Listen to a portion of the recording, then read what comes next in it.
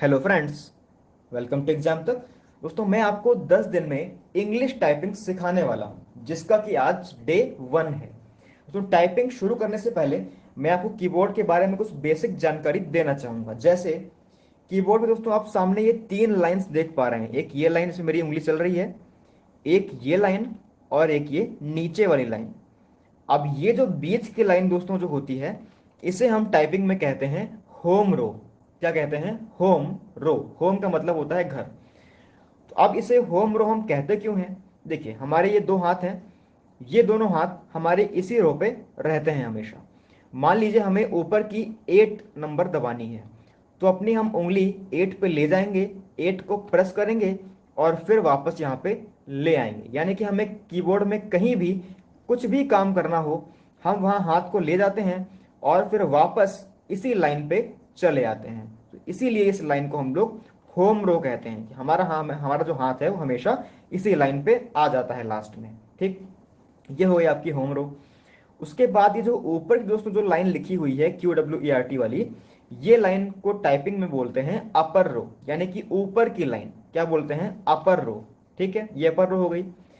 जो नीचे की लाइन होती है, इसे हम कहते हैं बॉटम रो या डाउन रो। नीचे की लाइन, ठीक, क्या उसको बोलते हैं? बॉटम रो या डाउन रो।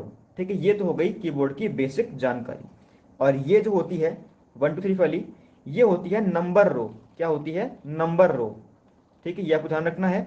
साथ ही ये इधर जो एक नंबर के लिए अलग से एक चैम्बर बना हुआ है, इसको हम लोग बोलते हैं नंबर पैड। क्या बोलते हैं इसको? Number pad. ठीक है, तो वो तो खैर बात की बात है, पहले हमें यहाँ पे आना है। तो आज दोस्तों आपका डे 1 है, तो चलिए शुरू करते हैं।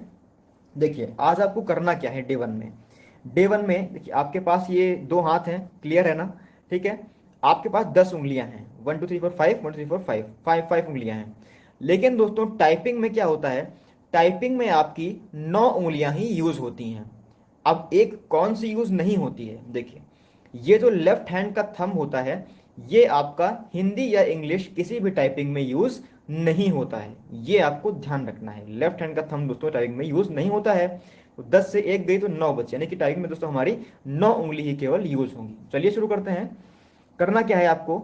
ये उंगली आपको ए पे रखनी है, ये उंगली आपको एस पे रखनी है, ये उंगली आपको डी पे रखनी है, ये आपको एफ पे रखनी है। क्लियर है? ये अंगूठा आपका खुला रहेगा, इसका कोई काम नहीं टाइपिंग में।